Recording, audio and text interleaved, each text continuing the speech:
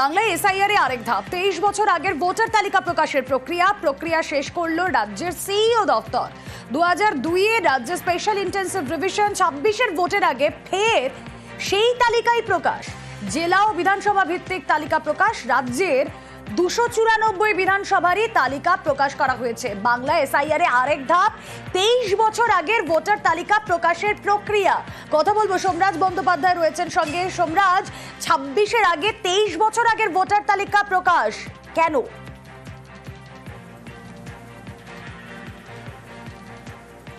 দেখো, এক কথা বলতে গেলে এবার যদি রাজ্যে স্পেশাল ইন্টেন্সিভ রিভিশনের নির্দেশিকা জাতীয় নির্বাচন কমিশন পাঠায়, তাহলে তার জন্য প্রস্তুত রাজ্যের মুখ্য নির্বাচনী আধিকারিকের দপ্তর।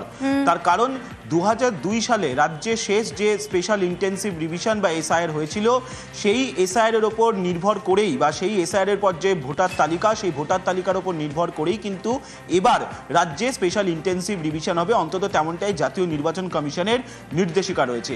তাই সেই বিষয়টাকে মাথায় রেখে অন্তত একটা বিষয় বলা যায় যে রাজ্যে বা স্পেশাল ইন্টেন্সিভ ডিভিশন হলে সেক্ষেত্রে রাজ্যের মুখ্য নির্বাচনী আধিকারিকের দপ্তর প্রস্তুত। কারণ তারা 294টি রাজ্যের যে বিধানসভার, সেই 294টি বিধানসভার প্রত্যেকটি বুথ ধরে ধরে ভোটার তালিকা প্রকাশ করে দেওয়া হলো। যদি এখনো পর্যন্ত মুখ্য নির্বাচনী দপ্তরের যে ওয়েবসাইট, সেই ওয়েবসাইটে উত্তর 24 পরগনা জেলার তালিকা এখনো পর্যন্ত প্রকাশ হয়নি। আজ রাতের মধ্যেই প্রকাশ হয়ে যাবে। ইতিমধ্যেই তা আপলোডিং এর প্রক্রিয়া চলছে। গত 15 দিন ধরেই রাজ্যের সিও দপ্তর এই প্রক্রিয়া চালাচ্ছিল। ধাপে ধাপে বিভিন্ন জেলার বিভিন্ন বিধানসভার বুথ ধরে ধরে এই তালিকা প্রকাশের প্রক্রিয়া করা হচ্ছিল। জাতীয় নির্বাচন কমিশনের নির্দেশ মেনেই এই তালিকা প্রকাশের প্রক্রিয়া চলছিল। 2002 সালে যেহেতু রাজ্যে শেষ স্পেশাল ইন্টেন্সিভ ডিভিশন হয়েছিল, তাই সেই সময় ভোটার তালিকা এবার প্রকাশ করলো রাজ্যের মুখ্য নির্বাচনী আধিকারিকের দপ্তর। যে কেউ মুখ্য নির্বাচনী আধিকারিকের দপ্তরের ওয়েবসাইটে গিয়ে এই তালিকা দেখতে পাবেন, অর্থাৎ তার নাম সেই সময় ভোটার তালিকায় ছিল নাকি সেই তালিকা তারা দেখতে পারবেন। এমনভাবেই গোটা তালিকাটা প্রকাশ করা হয়েছে রাজ্যের মুখ্য নির্বাচনী। এসআইআর এর প্রতিবাদে ফের চড়াশুর মমতার। ভোটে জিততে ভোটার তালিকা থেকে নাম বাদের চক্রান্ত বিজেপির। ঝাড়গ্রামের সভা থেকে অভিযোগ মমতা বন্দ্যোপাধ্যায়। পরিকল্পনা আছে সেন্ট্রাল গভর্নমেন্টের। আমি সরি, যারা ভাবছেন আপনার এপিক কার্ড আছে আর কিছু করতে হবে না, নিয়মটা পাল্টে দিয়েছে। নতুন করে আবার নাম তোলার চক্রান্ত চলছে। ভোটার লিস্টে নাম আছে কিনা আগের লিস্ট দেখলে হবে না, নতুন ভাবে গিয়ে ক্রস চেক করতে হবে। আর যাদের এখন 2002 সালের আগে জন্ম হয়েছে, 2002 সাল পর্যন্ত, বলছে তাদের বাবা মায়ের বার্থ সার্টিফিকেট লাগবে। কজনের আছে জিজ্ঞেস করুন। যারা আইন করছে তাদের আছে তো? তারা সোনার চামচ মুখে দিয়ে জন্মগ্রহণ করেছেন। তারা কি করে বুঝবে খেটে খাওয়া মানুষের কথা, গরিব মানুষের কথা? নতুন ভোটার যারা হচ্ছেন তারাও মনে রাখবেন বাবা মায়ের সার্টিফিকেট লাগবে। পুরনো যারা আছেন হতাশ হবেন না, দয়া করে দুঃখ পাবেন না। এটা একটা ডাবল ইঞ্জিন সরকারের চালাকি চলছে, চক্রান্ত। মানুষের নাম বাদ দিয়ে তাদের বাংলাদেশে পাঠিয়ে দেওয়া।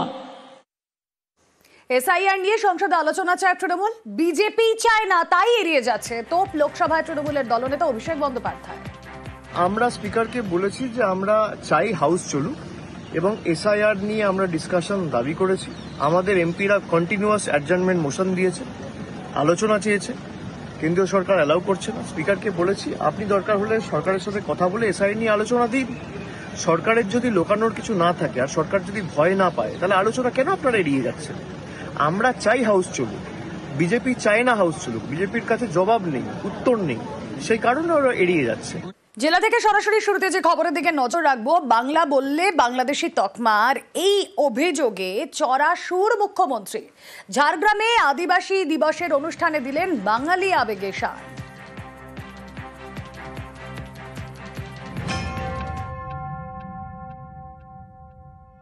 10 টাকার নোটে 1912 সালের 10 টাকার নোট দেখুন, বাংলায় লেখা আছে। আর এই অপদার্থরা আজকে 2025 সালে এসে বলছে বাংলা বলে কোনো ভাষা নেই, আর এখন বলছে বাংলা নয়। এরা কারা?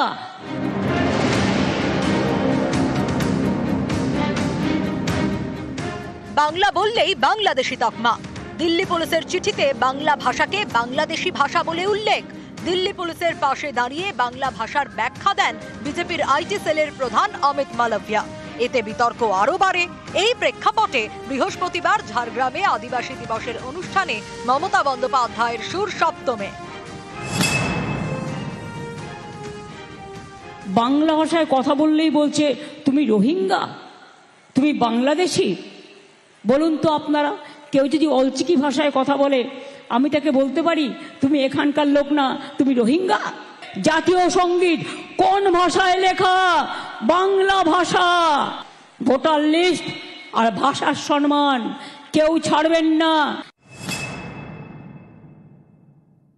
মতুয়াদের উপর অত্যাচার হচ্ছে মুম্বাইতে দুজন মানুষকে, একজনকে কুচিয়ে কুচিয়ে খুন করে বস্তায় ভরা হলো সে বাংলায় কথা বলে বলে। নিজের ভাষায় কথা বলাটা অপরাধ? যারা ভারতবর্ষের নাগরিক তাদের কেন তুমি বাংলাদেশে পাঠাবে? যদি কেউ সত্যি অনুপ্রবেশকারী হয় তার বিরুদ্ধে ব্যবস্থা না। আমাদের লোকেরা লড়াই দিল, স্বাধীনতা সংগ্রামীরা, আর আজকে বলে দিচ্ছে তোমরা বিদেশি, তার মানে তুমি একা স্বদেশী। জোর করে বাংলাদেশে পাঠিয়ে দিচ্ছে। কি ছাত্রীরা আমার সহ্য করবে? তোমাকে যদি বাংলাদেশে কাল পাঠিয়ে দেয়, একটা চিঠি পাঠিয়ে তুমি মেনে নেবে?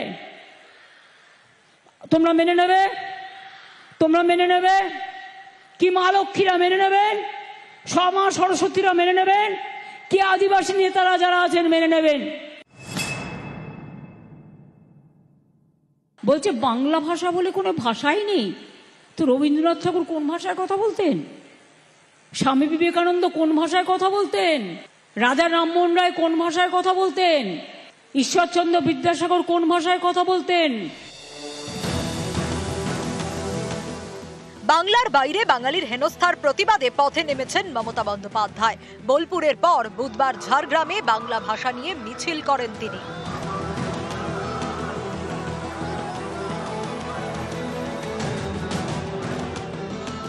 বাংলা ভাষার অপমানের প্রতিবাদে বৃহস্পতিবার সংসদে বিক্ষোভ দেখান তৃণমূল সাংসদরা।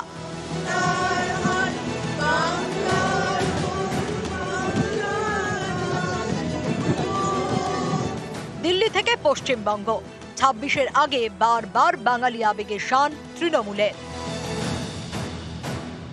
10 টাকার নোটে 1912 সালে দেখুন বাংলায় লেখা আছে। আর এই অপদার্থরা আজকে 2025 সালে এসে বলছে বাংলা বলে কোনো ভাষা নেই। আর এখন বলছে বাংলা নাই, বাংলা ভাষার অস্তিত্ব নাই। এরা কারা? নিউজ 18 বাংলা।